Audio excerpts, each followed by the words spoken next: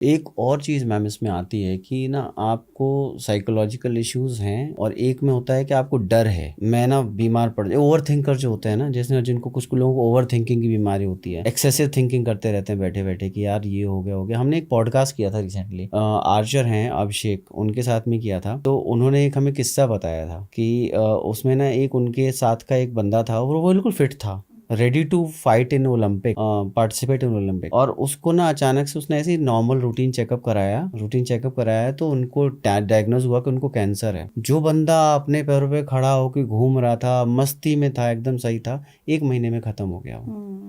तो this is again psychological trauma कि आपको पता चल गया कि अब आप बीमार हो और वहां से वो इतनी डीप थिंकिंग करके और एकदम खत्म 1 महीने में। सर विल पावर बहुत इंपॉर्टेंट है यहाँ पे ना, कि आप फिर अगेन वही परिवार सपोर्ट सिस्टम, आप किससे अपने दुख की बात कर रहे हो।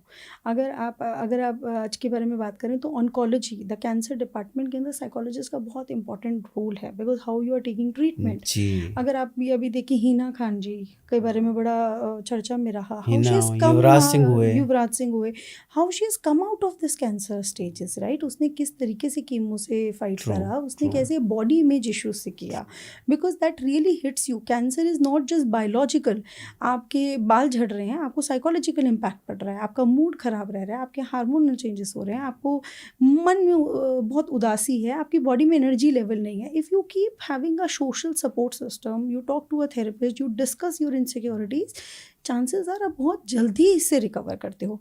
बट जब आप ओवर थिंक कर रहे हो, जब आप परेशान हो रहे हो, you are not discussing that. Again जैसे आपने बोला था अभी इससे पहले क्वेश्चन, कि कई बार लोग ये सोचते हैं हमें बहुत बड़ी बीमारी ना हो जाए, हम हमेशा बीमारी के बारे में सोचते रहते हैं। That is also health anxiety, बहुत कॉमन है। और ये पहले के ज़माने में भी उतनी कॉमन थी कि हमारे घर की मम्मियाँ दादियाँ जनरली गोडों में बहुत दर्द है, आपने बहुत इलाज करा लिए, टेस्ट करा लिए, ठीक ही नहीं हो रहा है, घुटने में दर्द, पीठ में दर्द है, yes.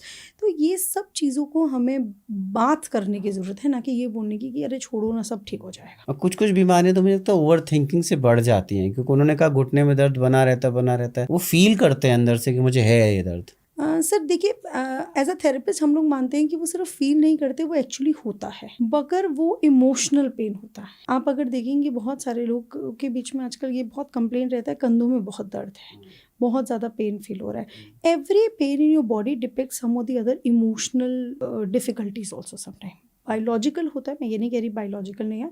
If there is no biological reason towards it and then भी ये पेन परसिस्ट कर रहा है, that means there is something जो आपको इफेक्ट कर रहा है।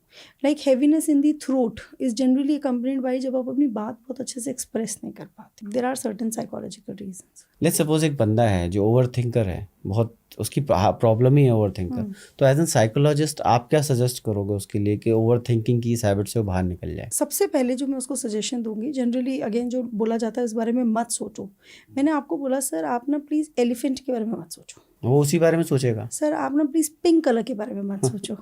हमारा दिमाग इस तरीके से बना है, जब भी हम किसी भी चीज़ को बोलेंगे हम ये ना करें वो चीज़ ज़्यादा होगी। This is paradoxical thoughts, okay, so it will happen. तो जो भी इंसान ओवर थिंक कर रहा है, तो सबसे पहले अपने आप को ये बोलना छोड़ दे कि अब मैं इस बारे में नहीं सोचूंगा।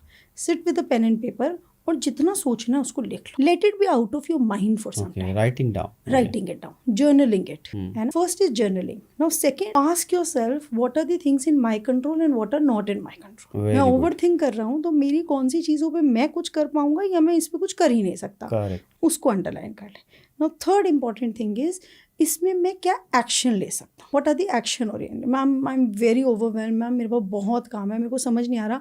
तो आज them okay sit down and let's make. तो पहले तो टू डू लिस्ट बना लेते हैं, घर की क्या टू डू लिस्ट है, काम की क्या टू डू लिस्ट है, फिर धीरे धीरे टिक करो। So your brain is also able to process that you doing something.